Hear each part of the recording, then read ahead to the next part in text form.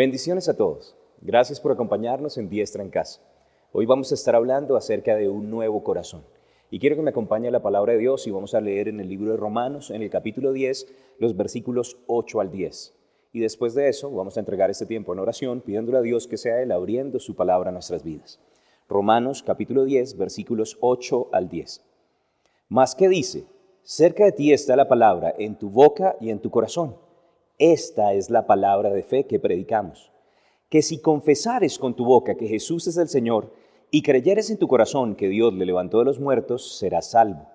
Porque con el corazón se cree para justicia, pero con la boca se confiesa para salvación. Yo te doy gracias, Padre Celestial, por tu palabra que es viva y eficaz y más cortante que toda espada de dos filos.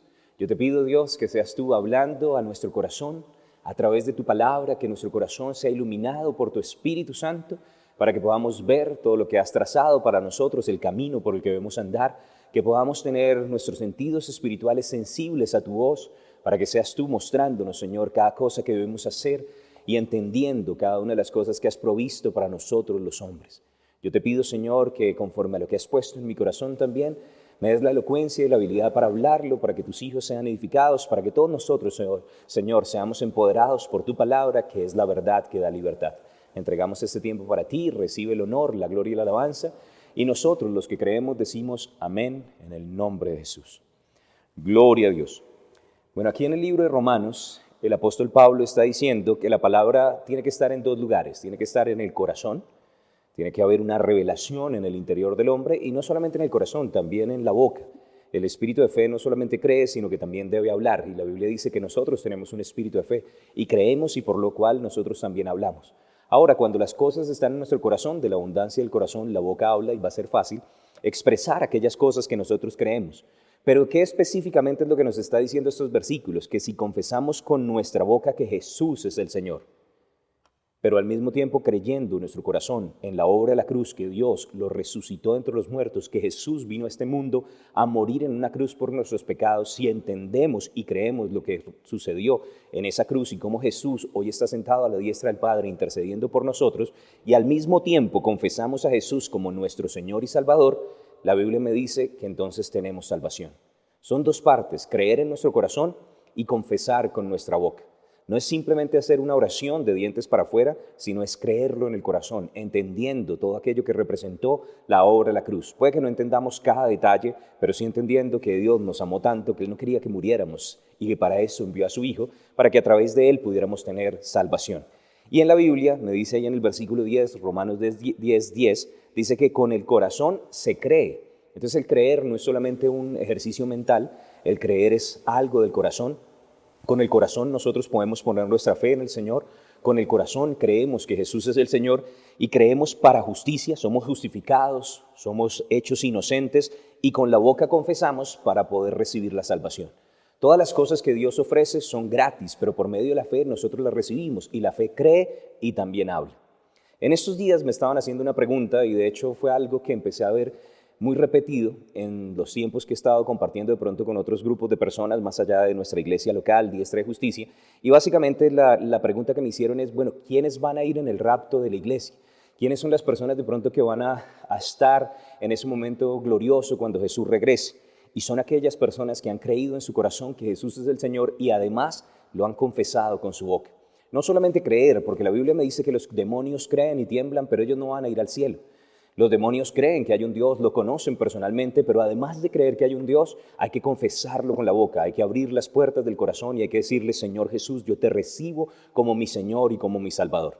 Y aquellos que han creído en su corazón y han confesado con su boca, la Biblia dice que son salvos, que con el corazón creyeron para justicia y con la boca confesaron para salvación. Entonces, si una persona es salva, si una persona creyó y confesó, y no solamente creyó, sino que también confesó, o por otro lado, no solamente confesó, sino que también creyó, ambas son importantes.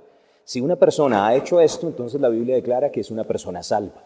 Yo quiero que me acompañe a leer un verso que es bastante conocido. Vamos a 1 Corintios, al capítulo 15, y vamos a leer los versículos 51 al 55. Estos versos hablan acerca del rapto, y ese no es el énfasis de esta prédica, pero quiero simplemente mencionar algunas cosas allí. 1 Corintios capítulo 15, versículos 51 al 55. He aquí os digo un misterio. No todos dormiremos, pero todos seremos transformados. Entonces quiero mencionar una cosa ahí en el versículo 51. La Biblia habla acerca del rapto de la iglesia, que es un misterio que había estado oculto por los siglos y edades. La edad del misterio es la edad de la iglesia, Cristo en nosotros, la esperanza de gloria, nosotros en Cristo. Y como es parte del misterio, no encontramos referencias al rapto, no encontramos referencias a cosas de la iglesia antes de que haya sido sellado el nuevo pacto. Cuando Jesús entrega su vida en la cruz, Él abre la edad del misterio. Y por eso las referencias del rapto las encontramos en el Nuevo Testamento, específicamente en el área donde están las epístolas a la iglesia. No encontramos referencias a esto en el Antiguo Testamento, porque hace parte de la edad del misterio. Dice, todos seremos transformados. En un momento, en un abrir y cerrar de ojos, a la final trompeta, porque se tocará la trompeta, y los muertos serán resucitados incorruptibles y nosotros seremos transformados. Porque es necesario que esto corruptible se vista de incorrupción y esto mortal se vista de inmortalidad. Y cuando esto corruptible se haya vestido de incorrupción y esto mortal se haya vestido de inmortalidad, entonces se cumplirá la palabra que está escrita, sorbida es la muerte en victoria. ¿Dónde está, oh muerte, tu aguijón? ¿Dónde, oh sepulcro, tu victoria? Entonces la Biblia me dice que va a haber un momento en el cual Jesús regrese y cuando Él regrese, nuestro cuerpo mortal o corruptible va a ser transformado por un cuerpo inmortal, un cuerpo incorruptible. Desde ese momento en adelante ya no, la muerte no tendrá poder sobre nosotros. Me gusta el versículo 55 que dice que vamos a decirle a la muerte, ¿dónde está, oh muerte, tu aguijón? ¿Dónde, oh sepulcro, tu victoria? Y el poder que tenía para derrotar a los hombres la muerte era por causa del pecado, pero gracias a que Jesús lavó nuestros pecados, Él va también a transformar nuestro cuerpo para que la muerte no tenga ninguna autoridad sobre nuestras vidas. Eso me hace pensar en varias cosas. La muerte no es la voluntad de Dios. De hecho, cuando usted lee en este mismo capítulo, en 1 Corintios 15, en el versículo 26, me dice que la muerte es un enemigo de Dios, es el último enemigo que será vencido. Y cuando usted lee en Apocalipsis, en el capítulo 20, dice que después del juicio en el trono blanco, la muerte y el Hades van a ser lanzados en el lago de fuego y azufre. No es el deseo de Dios que la gente muera. En Ezequiel, en el capítulo 18, me dice la palabra, yo no quiero la muerte del que muere, dice el Señor, sino que se conviertan para que yo les pueda dar vida. Y el deseo de Dios no es que ninguno perezca, sino que procedan al arrepentimiento y puedan conocer la verdad. Dios quiere que la gente sea salva. Él quiere que la gente llegue a conocer a Jesús, que escuchen las buenas noticias de la salvación. Es tanto su deseo que tengamos vida que cuando el enemigo introdujo la muerte, Él trajo a Cristo Jesús para que a través de Él pudiéramos tener vida y vida en abundancia. Pero entonces aquí me describe que nosotros vamos a recibir un cuerpo diferente, vamos a recibir un cuerpo inmortal. Ese es el cuerpo con el cual vamos a poder estar para toda la eternidad con nuestro Dios. Y gracias a lo que Jesús hizo por nosotros, va a haber una transformación también de nuestro cuerpo. Ahora, quiero resaltar algo en estos versículos. Yo quiero que observe en el versículo 51, dice, no todos dormiremos, pero todos seremos transformados. Entonces aquí vale la pena que nos preguntemos, bueno, ¿a quién le está hablando el apóstol Pablo? Cuando dice no todos dormiremos, no todos vamos a gustar la muerte, sino que todos seremos transformados. Algunos de nosotros, de hecho, no vamos a tener que morir, sino que eventualmente vamos a recibir una transformación de nuestro cuerpo. Pero ¿a quién le está escribiendo? Pues nosotros sabemos que es la epístola del apóstol Pablo a los Corintios, pero más específicamente es a los creyentes de Corintio. Yo quiero que me acompañe a 1 Corintios, al capítulo 1, los versículos 1 al 3. 1 Corintios, capítulo 1, versículos 1 al 3.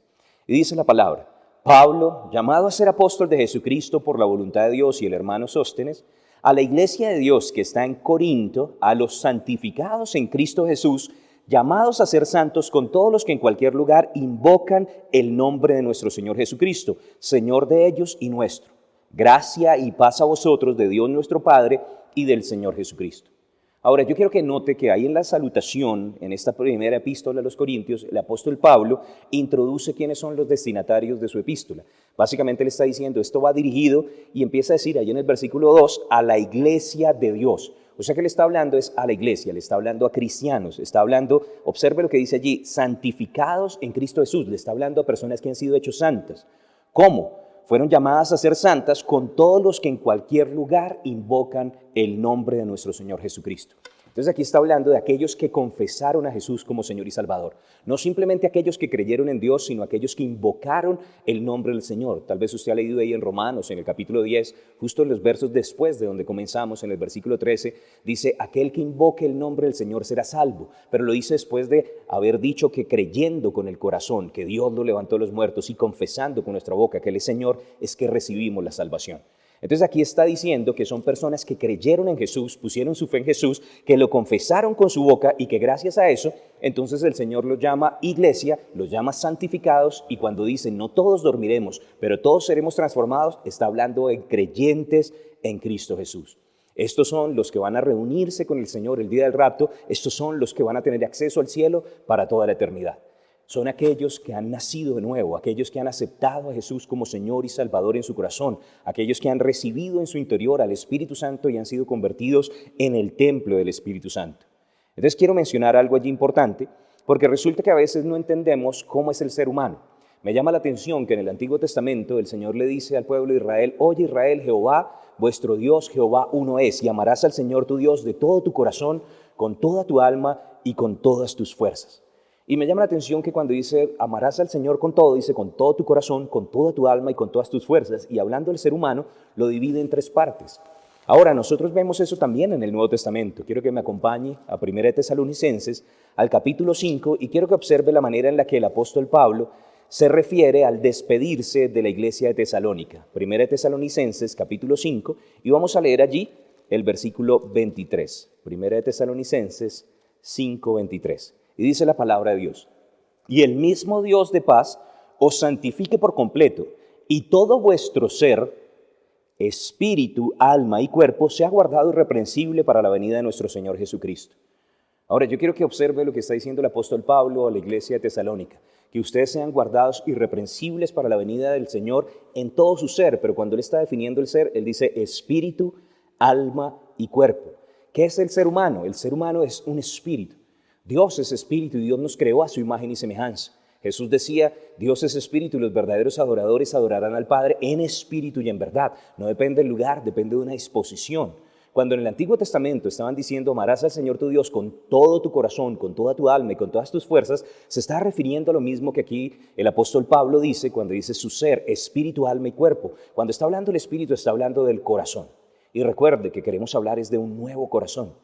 Dios quiere que tengamos un corazón nuevo, pero básicamente aquí el cristiano es un espíritu que tiene un alma, es un ser que vive en el corazón, pero que tiene un alma y que además vive dentro de un cuerpo. Y cuando habla de sus fuerzas, habla acerca del cuerpo humano. Entonces Dios quiere que nosotros entendamos también a través de la palabra qué es el ser humano y qué debe hacer con cada una de esas partes. Si yo soy espíritu, ¿qué debería hacer con mi espíritu? Mi espíritu debe ser hecho una nueva creación. Como dice allí en 2 Corintios, en el capítulo 5, versículo 17, que si alguno está en Cristo, una nueva creación, una nueva criatura es. Las cosas viejas, espiritualmente hablando, pasaron, he aquí todas son hechas nuevas. El hombre necesita un nuevo corazón, ser un nuevo espíritu, un espíritu regenerado, porque estábamos perdidos en delitos y pecados, pero Dios, que rico en misericordia, con ese gran amor con que nos amó, nos puede dar vida juntamente con Cristo, resucitarnos de manera espiritual para que podamos alcanzar esa salvación que tiene para nosotros. Ahora, si usted es cristiano, ya su espíritu ha sido hecho nuevo. Pero la Biblia dice que eso no es todo su ser. Su ser es espíritu, tiene un alma y vive en un cuerpo. Su alma debe ser renovada. Y cuando estamos hablando del alma, estamos hablando de los pensamientos, de las emociones. Necesitamos renovar el espíritu de nuestra mente, por así decirlo. Necesitamos comprobar cuál es la buena voluntad de Dios, agradable y perfecta. Entonces necesitamos renovar el alma. Y la palabra también me dice que el cuerpo debe ser sujetado. Pablo decía que él sujetaba su cuerpo, que lo golpeaba, lo ponía bajo servidumbre, porque la carne tiene una tendencia hacia el mal. La Biblia me dice que los deseos de la carne son en contra del espíritu y los del espíritu son en contra de la carne. Entonces, ¿cuál es mi responsabilidad? Primero, recibir a Jesús para nacer de nuevo en espíritu, soy hecho nuevo. Segundo, renovar mi alma, mis pensamientos y emociones, por causa de que el mundo está engañado, necesito aprender a pensar como Dios. Y tercero, sujetar esos malos deseos de la carne. Ahora bien, quiero que me acompañe a Efesios al capítulo 1 y vamos a leer los versículos 13 y 14. Efesios capítulo 1, versículos 13 y 14, para que observe lo que el Señor dice acerca de nuestra salvación en el momento en el que pusimos nuestra fe en Cristo Jesús. Y dice así la palabra: en Él también vosotros, habiendo oído la palabra de verdad, el evangelio de vuestra salvación, y habiendo creído en Él, fuisteis sellados con el Espíritu Santo de la promesa. Ahora, note lo que está diciendo. Si usted realmente creyó y confesó con su boca, la Biblia dice que usted recibió el sello del Espíritu Santo. El Espíritu Santo viene a ser morada en su interior y eso garantiza que usted hace parte de la familia, que usted verdaderamente es un hijo de Dios. ¿Quiénes son los hijos de Dios? Los que tienen el sello del Espíritu. Esos son los que van a ir al cielo, esos son los que van a estar en el momento del rapto, reuniéndose con el Señor, pero yo quiero que observe que dice, fueron sellados con el Espíritu Santo de la promesa, verso 14, que es las arras de nuestra herencia hasta la redención de la posesión adquirida para alabanza de su gloria. Ahora quiero que observe la segunda parte. En el versículo 14 aparece la palabra arras. Fuera del contexto cristiano, se usa en los negocios para hablar acerca de una garantía al comienzo de un negocio, una cuota inicial. Y la Biblia, hablando acerca del sello del Espíritu Santo, la morada del Espíritu Santo en nuestro interior, dice que esto es solamente la cuota inicial, pero que Dios todavía quiere hacer más. Él quiere redimir esa posesión que Él adquirió. ¿Cuál es la posesión que Él adquirió? Todo su ser. A la iglesia, Él no solamente compró la parte de su espíritu, sino todo su ser, espíritu, alma y cuerpo. Hay una parte de la salvación que ya ha sido hecha efectiva, es la salvación de mi espíritu. Pero todavía estoy renovando mi entendimiento y sujetando mi carne. Todavía tengo que esperar hasta que reciba un cuerpo glorificado, que en un abrir y cerrar de ojos yo pueda recibir realmente la redención de mi cuerpo. Y la Biblia promete que cuando Jesús regrese, eso que Él comenzó a hacer en mi espíritu, que pagó por completo, es una posesión adquirida, Él la compró con su sangre, aquello que Él pagó por completo también se haga efectivo en mi cuerpo físico. Entonces podríamos decir básicamente que el rapto de la iglesia hace parte de la salvación. Y como todas las cosas de la salvación, es gratuita. Jesús pagó un precio por ello, pagó con su sangre. No depende de mis acciones, depende de aquello que Él hizo por mí. No depende de las cosas que yo haga. Yo no tengo que tratar de comprar un tiquete para entrar al cielo o comprar un tiquete para ir al rapto. En la cruz fue pagada ambas entradas, para que yo pueda encontrarme con Jesús cuando suene la trompeta y yo pueda encontrarme con Jesús en la eternidad. No tiene que ver con mis obras. Por eso la Biblia dice a la iglesia de Corintio, que no era la iglesia de pronto más espiritual. Pablo de hecho les corrige, les dice, yo no les pude hablar como a espirituales, sino como a carnales, a niños en Cristo. A esa iglesia le dice, no todos dormiremos, pero todos seremos transformados. Entonces, si usted es un creyente verdadero, si usted recibió a Jesús como Señor y Salvador, la Biblia dice que usted va a ser transformado. Entonces ahí viene algo importante, que nosotros necesitamos entender que esto es para los creyentes verdaderos. La entrada al cielo, el tener acceso con confianza delante de la presencia del Padre. Eso me hace pensar un poquito en Lucas en el capítulo 15, vamos a leer allí un pasaje, pero resulta que normalmente cuando usted lee el capítulo 15 de Lucas, habla acerca de ciertas cosas que estaban perdidas. Por ahí escuché a alguien haciendo una broma y dijo, si usted ve que algo se le perdió a Dios, está en Lucas 15. Y cuando usted lee en Lucas en el capítulo 15, en los versículos 1 al 7, aparece el pasaje de la oveja perdida. Pero después, en los versículos 8 al 10, aparece el pasaje de la moneda perdida. Y después, desde los versículos 11 en adelante, hasta el final del capítulo, hasta el verso 32, aparece el pasaje del hijo pródigo. Y esto me muestra el corazón del Padre. El corazón del Padre está por tres tipos de personas: ovejas perdidas, monedas perdidas e hijos pródigos. Dos de ellos están perdidos, uno es hijo. Ahora, yo quiero que piense eso. Cuando estamos hablando de ovejas perdidas, estamos hablando de personas que están en el mundo, que están vagando en el desierto, están tratando de conseguir alimento, provisión o saciarse a ellos mismos, pero no encuentran cómo estar satisfechos porque en el desierto es muy difícil la vida y así es la vida sin Cristo. Por otro lado, cuando estamos hablando de hijos pródigos, estamos hablando de hijos que hacen parte de la familia, pero que por alguna razón ya no están en la casa y están tratando de usar sus bendiciones espirituales, la herencia que le ha sido dada, en lugares incorrectos y hay una insatisfacción en su corazón porque no están viviendo la vida plena que Dios tiene. Pero yo quiero enfocarme en otro grupo, la moneda perdida, y vaya conmigo a Lucas capítulo 15 y vamos a leer los versículos 8 al 10. Y dice la palabra de Dios: ¿O qué mujer que tiene 10 dracmas, si pierde una dracma, no enciende la lámpara y barre la casa y busca con diligencia hasta encontrarla? Y cuando la encuentra, reúne a sus amigas y vecinas diciendo: gozaos conmigo porque he encontrado la dracma que había perdido. Así os digo que hay gozo delante de los ángeles de Dios por un pecador que se arrepiente.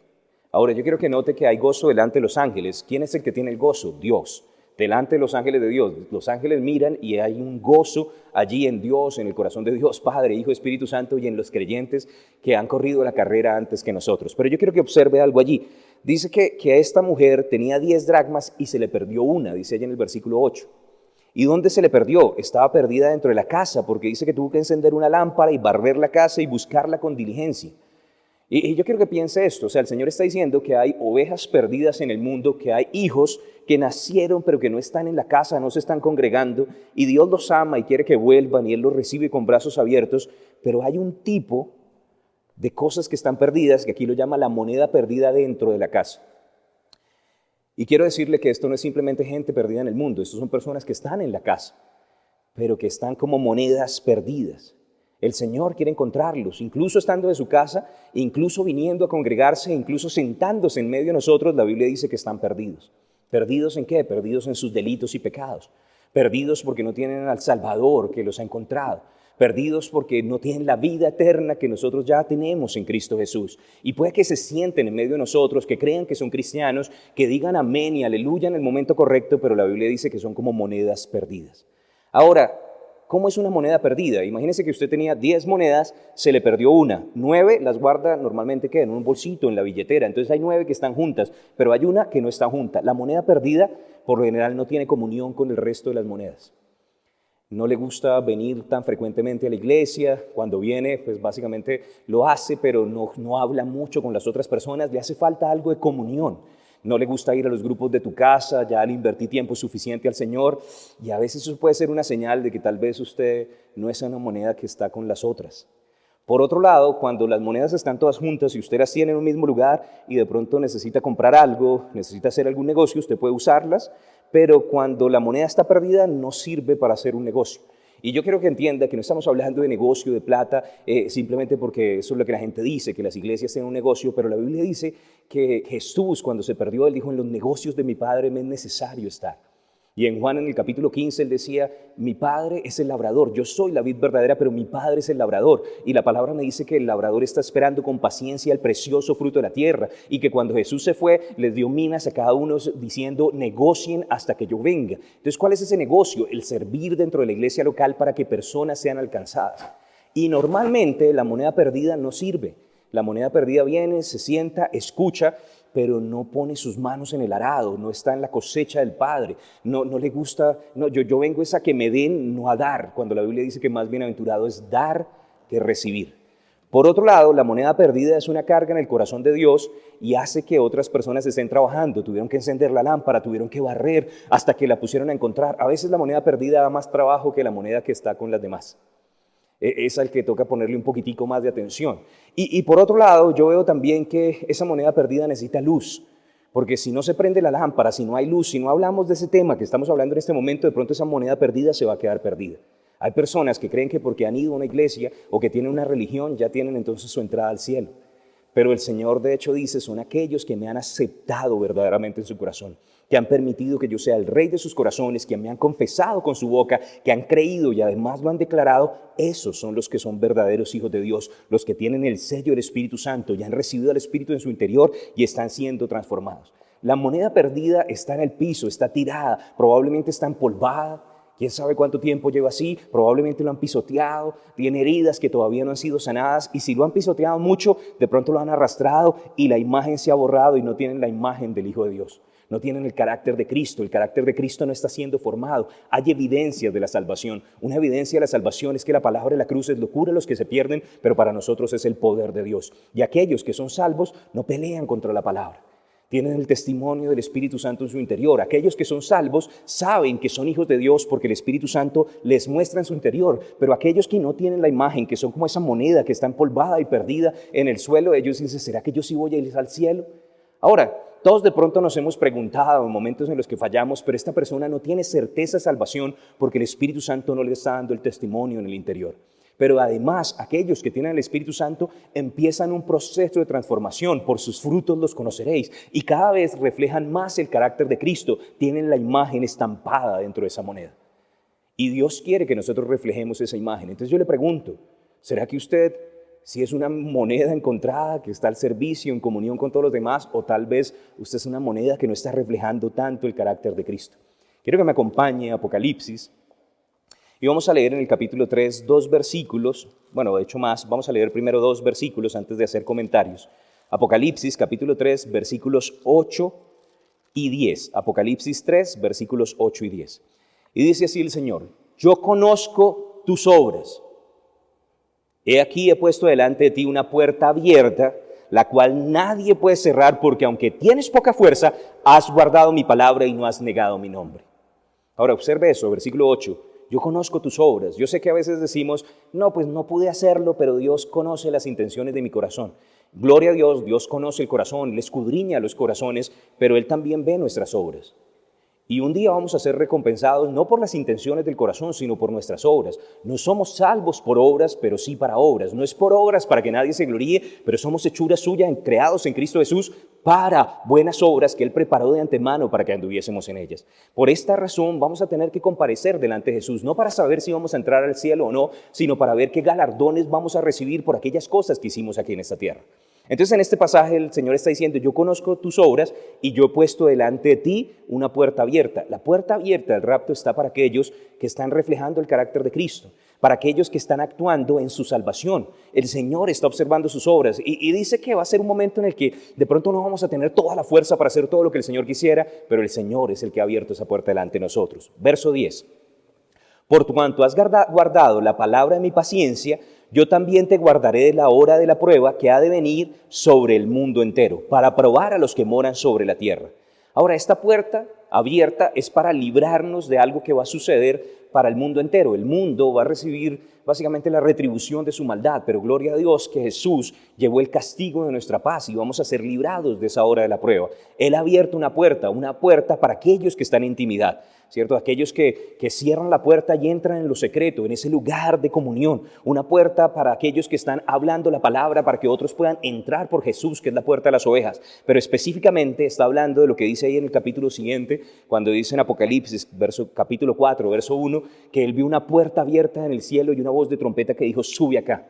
La iglesia de Filadelfia, que aparece ahí en Apocalipsis, en el capítulo 3, refleja a los creyentes que tienen comunión, que predican la palabra, que sirven dentro del cuerpo de Cristo, que han nacido verdaderamente de nuevo, que tienen la llave de David y utilizan su autoridad espiritual. Son aquellos que se van a ir con el Señor. Son aquellos que van a poder estar en la eternidad en los cielos.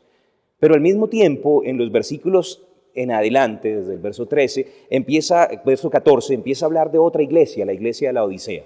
Y quiero que observe algo aquí, porque la iglesia de Filadelfia y la iglesia de la Odisea son la iglesia de los últimos tiempos. Yo creo que somos la iglesia de este tiempo. Y de alguna manera están viviendo juntas, pero son un poco diferentes. Observe Apocalipsis capítulo 3, verso 14. Y escribe al ángel de la iglesia en la Odisea.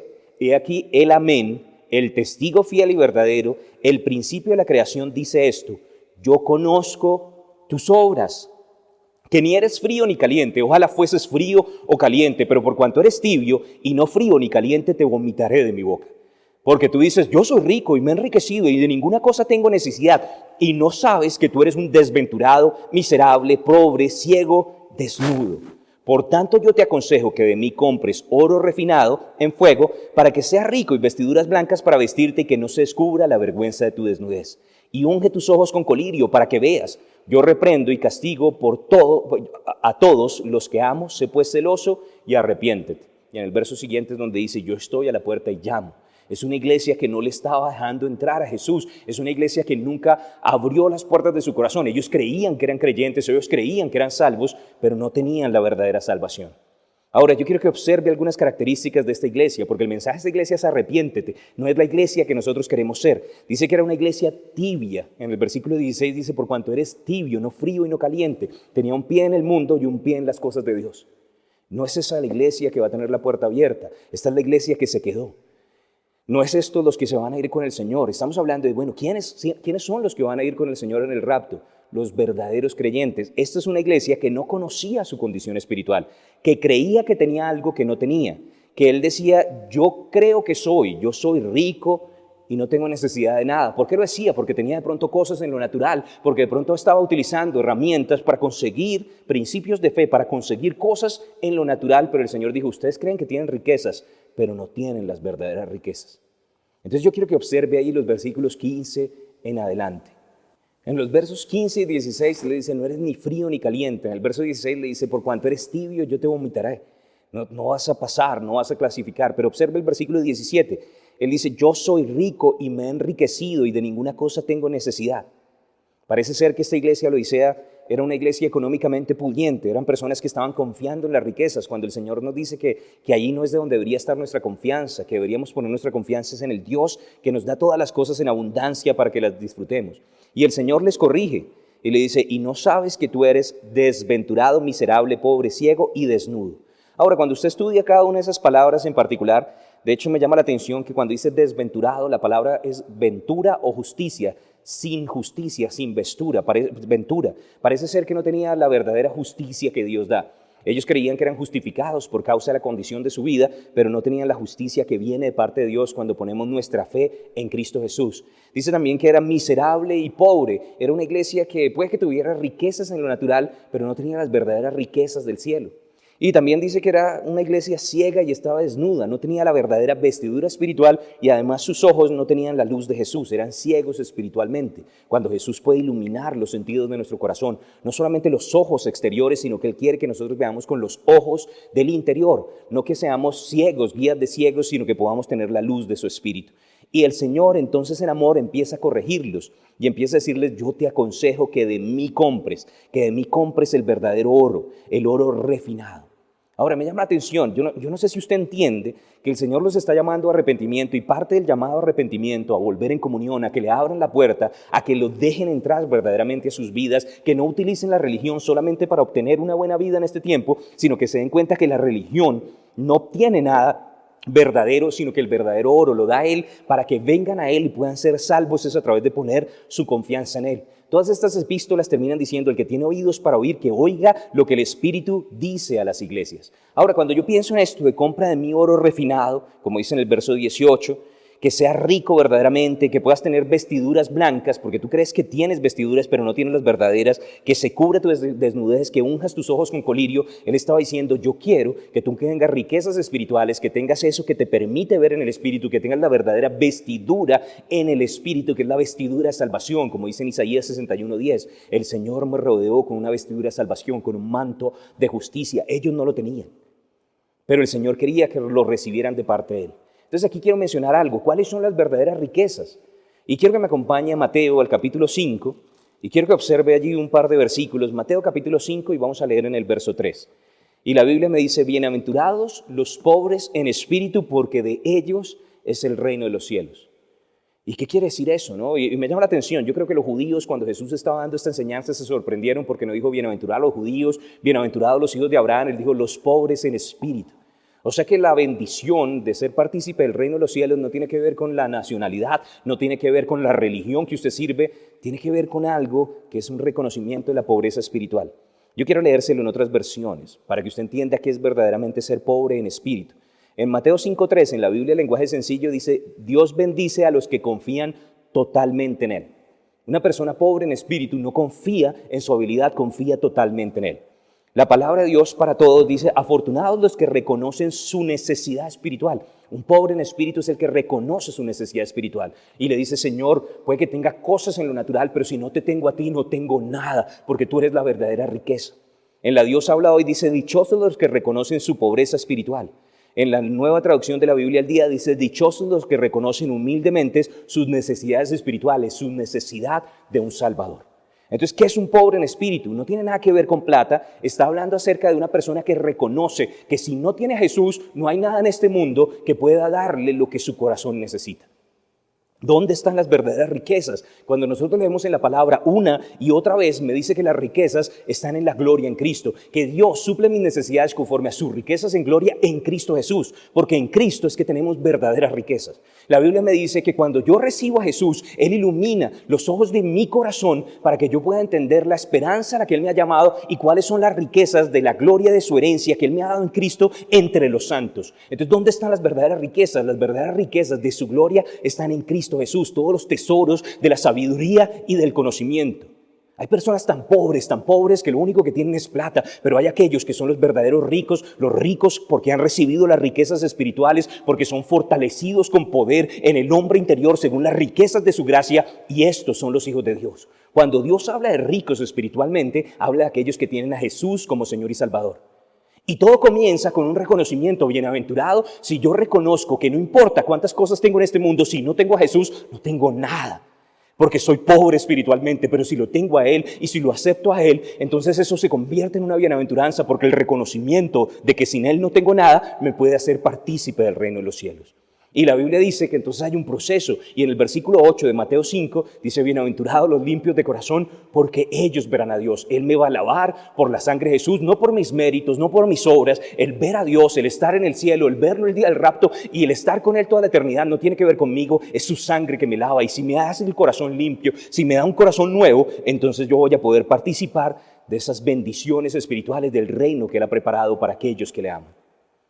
Ahora, yo quiero que entienda que cuando Dios habla de las riquezas de este mundo, Él de hecho la forma en la que Él se expresa, en Mateo 13 en las parábolas, dice que los espinos empezaron a ahogar la semilla. ¿Por qué? Por el engaño de las riquezas. Y dice que las riquezas de este mundo engañan. En Lucas, en el capítulo 16, en el verso 11, quiero que lo escuche de la palabra de Dios para todos, dice, si no se les puede confiar las riquezas mundanas, entonces tampoco se les podrán confiar las riquezas verdaderas. Y quiero que observe cómo está diciendo, las riquezas de este mundo son riquezas injustas, riquezas mundanas. Pero hay unas verdaderas riquezas. ¿Cuáles son las verdaderas riquezas? Espirituales. Cuando aceptamos a Jesús como Señor y Salvador. Por eso Él dice, a los ricos de este mundo manda que no sean altivos y no pongan su confianza en las riquezas, las cuales son inciertas. El engaño de las riquezas, riquezas que no son de verdad, riquezas mentirosas, riquezas que son inciertas. Y a veces la gente lo único que hace es buscar esas riquezas, que en Hebreos en el capítulo 11 las llama riquezas temporales. Todo eso que usted de pronto llama suyo, su casa, su carro, su plata, un día lo va a tener que dejar en esta tierra. Pero ¿dónde están sus verdaderas riquezas? ¿Se está sembrando para la eternidad? Y no estoy hablando de dinero, estoy hablando de sembrarse e invertirse usted como persona en el reino de los cielos. ¿Tiene la verdadera riqueza que es Cristo Jesús en su corazón? Porque en la Biblia hay en una parábola, tal vez usted lo recuerde, en Lucas en el capítulo 12, un hombre que había prosperado y dijo, voy a hacer mis graneros aún mayores, y estaba feliz con todas las cosas que tenía en lo natural, y el Señor Jesús dice que se le apareció un ángel y le dijo, necio, mañana vienen por tu alma. Y él solamente se dedicó a edificar en las cosas naturales. Y yo lastimosamente veo que algunas personas creen que la fe es solamente para obtener una ganancia, simplemente es para poder vivir su mejor vida ahora. Y gloria a Dios que el Señor nos ama y Él desea que seamos prosperados, pero el hecho de que tengamos cosas en lo natural no quiere decir que tenemos las verdaderas riquezas de la salvación. No quiere decir que tenemos a Jesús como Señor y Salvador. Y hay una iglesia que el Señor le va a decir, tú dices que tú eres rico, pero yo te digo y te aconsejo que compres de mí oro refinado, que te arrepientas, que me abras la puerta, porque yo estoy a la puerta y llamo, y si alguno oye mi voz y abre la puerta, yo entraré a él, cenaré con él y él conmigo, y le haré que se siente en el trono, en el reino, pero se va a quedar en medio de dificultades que van a pasar en este mundo. Yo no quiero que usted un día venga a hacerme un reclamo porque yo no se lo dije. Las personas que van a ir con el Señor Jesús son aquellos que han recibido a Jesús verdaderamente como Señor y Salvador en su corazón. Son aquellos que han nacido de nuevo, son aquellos que son hechos una nueva creación, son aquellos que son transformados por el poder del Espíritu, que a través de la obra del Espíritu Santo sus vidas no son iguales. Yo sé lo que es eso. El más grande milagro es recibir a Jesús como Señor y Salvador. Yo era como dice la Biblia, menospreciado de lo necio que había en este mundo, pero Dios me escogió para transformar mi vida y para poder ayudar a otras personas.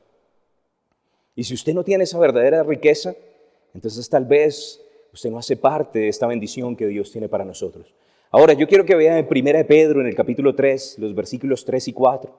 Quiero tratar de resumir algunas de las cosas que estoy diciendo. Estoy hablando de un corazón nuevo. 1 de Pedro, capítulo 3, versículos 3 y 4. Y dice la palabra, vuestro atavío no sea el externo de peinados ostentosos, de adornos de oro o de vestidos lujosos, sino el interno, el del corazón. En el incorruptible ornato o adorno de un espíritu afable y apacible que es de grande estima delante de Dios. Ahora, yo quiero que observe que el Señor dice que no solamente tenga adornos en lo natural. Gloria a Dios por la ropa bonita, gloria a Dios por tener un lugar bonito, pero el Señor dice que tu atavío no sea solamente el externo, sino que tu mayor belleza sea en el interior, en el hombre interior, el del corazón. Ese es el adorno incorruptible que es agradable y de grande estima delante de Dios. Dios quiere que nosotros tengamos un adorno espiritual. Por eso en todo momento Él nos dice, sobre toda cosa guardada, guarda tu corazón, porque de él mana la vida. Esto es una cuestión de corazón. Todos los asuntos y las condiciones de nuestra vida dependen de la condición de nuestro corazón. Por eso Él quiere que nuestro corazón esté cerca a Él, que se mantenga puro en Él. Por eso Él nos dice que debemos amarlo con todo nuestro corazón, con toda nuestra alma, con todas nuestras fuerzas, pero primeramente con el corazón. Él dice en su palabra que el hombre ve lo que está en el exterior, pero ¿qué es lo que está viendo Dios? Dios está viendo el corazón. Y usted puede engañar a todas las personas alrededor, pero usted no puede engañar a Dios. Usted puede poner cara de cristiano alrededor de la gente, pero Dios sabe si usted es un verdadero creyente o no. Ahora, yo quiero que escuche algo. Por causa del pecado, el corazón del hombre se ha pervertido, se ha corrompido, se ha alejado, está enfermo. Podemos decir que el corazón no está como Dios quisiera. Y yo quiero que observe lo que Dios dice de una persona sin Cristo. En Jeremías, en el capítulo 17, en el verso 9, dice: engañoso es el corazón más que todas las cosas, y perverso. ¿Quién lo conocerá? Solo Dios. En Génesis, en el capítulo 6, dice que los pensamientos del corazón de los hombres en la época de Noé era de continuo solamente el mal. Eso es un corazón sin Dios. En Mateo, en el capítulo 15, en los versículos 18 y 19, el Señor Jesús dijo que no era lo que entraba en la boca del hombre lo que contaminaba al hombre, sino lo que salía de la boca del hombre, porque de la boca estaba saliendo aquello que estaba en su corazón. Y dice, del corazón salen los malos pensamientos, homicidios, adulterios, fornicaciones, hurtos, falsos testimonios. La gente no comienza robando afuera, comienza robando en su interior, comienza maquinando planes. La gente no comienza adulterando en el cuerpo, primero lo tuvo que pensar en su interior. Un corazón separado de Dios hace que la gente camine en pecado.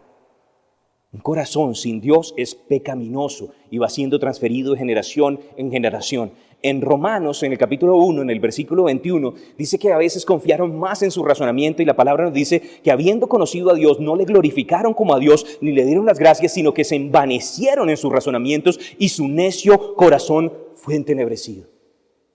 Profesando ser sabios, se hicieron necios, se las daban de muy inteligentes y negaron al Creador de todas las cosas que existen y fueron entenebrecidos, se alejaron de la luz y quedaron en tinieblas. En 2 Corintios, en el capítulo 3, dice: y cuando leen la palabra y les hablan acerca de Dios, es como si un velo estuviera en su corazón. Entonces, si Cristo, nuestro corazón está en tinieblas, es engañoso, es pervertido, y la palabra me dice que es un corazón endurecido con incredulidad, es un corazón que no recibe la verdad de Dios, es un corazón malo por naturaleza. En Efesios, en el capítulo 4, en el verso 18, dice: y teniendo el de entendimiento entenebrecido, ajenos de la vida de Dios por la ignorancia que en ellos hay, por la dureza de su corazón, no reciben el testimonio de Dios. Entonces no queremos tener un corazón endurecido. Como dice el salmista, dice el necio en su corazón: no hay Dios. ¿Dónde lo dice? En el corazón, porque con el corazón se cree, pero con el corazón también se duda. La Biblia me dice que si creyéremos que será hecho lo que dice sin dudar nada en nuestro corazón, entonces será hecho. ¿De dónde viene la duda? ¿De dónde viene el creer? Y si la persona tiene el corazón entenebrecido, no va a poder creer en Cristo Jesús. Lo peor es que esto no solamente está sucediendo allá afuera. Jesús lo dijo de sus discípulos: este pueblo de labios me honra, pero su corazón está lejos de mí. Y mi pregunta para ustedes: ¿cómo está su corazón? No es cómo está su alacena, no es cómo está su casa, no es cómo van sus negocios, cómo está su corazón. Porque hay camino que al hombre le parece derecho, pero Dios es el que pesa los corazones. Y Él es el que está mirando la forma en la que nosotros estamos actuando en este mundo. Y un día, pronto, muy pronto, vamos a reunirnos con nuestro Creador, y lo que Él va a mirar es el corazón. Y dependiendo de ese corazón, vamos a ir con Él o no. Ahora, no digo esto por condenación. Dios puede limpiar nuestro corazón. Y quiero terminar leyendo en Ezequiel, en el capítulo 36, versículos 25 al 28. Yo tenía un corazón sucio, yo tenía un corazón endurecido, yo tenía un corazón malo de incredulidad, pero la Biblia dice que Dios puede cambiar corazones. En la palabra me dice que sin Cristo no hay nadie justo. Cuando Él vio a la mujer que estaba hallada en adulterio y la querían apedrear, Él dijo: el que esté libre de pecado, que tire la primera piedra. Entonces todos nosotros estamos, por causa de la caída original, estamos bajo pecado, pero el Señor puede darnos un nuevo corazón. Y en Ezequiel, en el capítulo 36, dice: esparciré sobre vosotros, Ezequiel 36, versículos 25 al 28, esparciré sobre vosotros agua limpia, y seréis limpiados de todas vuestras inmundicias, y de todos vuestros ídolos os limpiaré. Os daré corazón nuevo y pondré espíritu nuevo dentro de vosotros. Y quitaré de vuestra carne el corazón de piedra y os daré un corazón de carne. Y pondré dentro de vosotros mi espíritu y haré que andéis en mis estatutos. Y guardaréis mis preceptos y los pongáis por obra.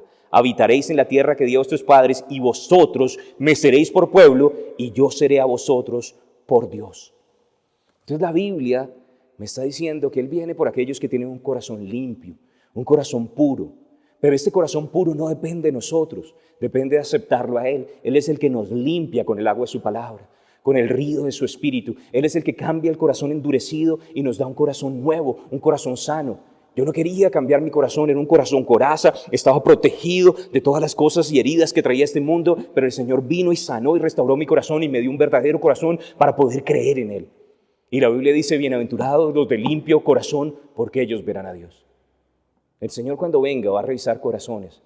¿Quiénes lo han aceptado en el corazón? ¿Quiénes son los que verdaderamente tienen a Jesús como Señor y Salvador, que lo confesaron con su boca y creyeron en su corazón? Y esos son llamados la iglesia de Dios, llamados a ser santos con todos los que en cualquier lugar invocaron su nombre. Ahora, yo no sé si usted realmente es una persona que es salva en el día de hoy, si usted es una persona que está perdida como la oveja perdida o una persona que está perdida como la moneda dentro de la casa, pero yo le animo a que usted examine su vida y que diga en este momento conmigo, si usted lo necesita, Señor Jesús, permíteme recibirte verdaderamente como mi Señor y Salvador. Y yo quiero hacer una oración. Yo te pido, Padre Celestial, que seas tú trayendo revelación en el corazón de tus hijos y que ellos puedan aplicar esta palabra a sus vidas. Que no sean simplemente una iglesia de nombre, sino que sean la verdadera iglesia, la iglesia que tiene la puerta abierta. Que no sea simplemente un cristianismo como religión, Señor, porque toda religión produce condenación, sino que puedan tener una relación contigo, que hayan abierto verdaderamente las puertas de su vida a tu presencia. Y yo bendigo, Señor, a cada persona que está escuchando este mensaje, para que seas tú, Señor, dándoles un verdadero corazón nuevo en Cristo Jesús. Amén y amén. Que el Señor les continúe bendiciendo. Gloria a Dios. Si tú fuiste edificado con este mensaje, lo más importante es que recibas al Señor Jesús en tu corazón. La palabra de Dios dice en el capítulo 10 de Romanos, versículo 9, que si confesares con tu boca que Jesús es el Señor y creyeres en tu corazón que Dios le levantó de los muertos, serás salvo. Haz esta oración después de mí. Señor Jesús, yo te abro las puertas de mi corazón. Te doy gracias por morir en la cruz por mis pecados y de hoy en adelante te pido que seas mi Señor y mi Salvador y que hagas de mí la persona que tú quieras. Amén.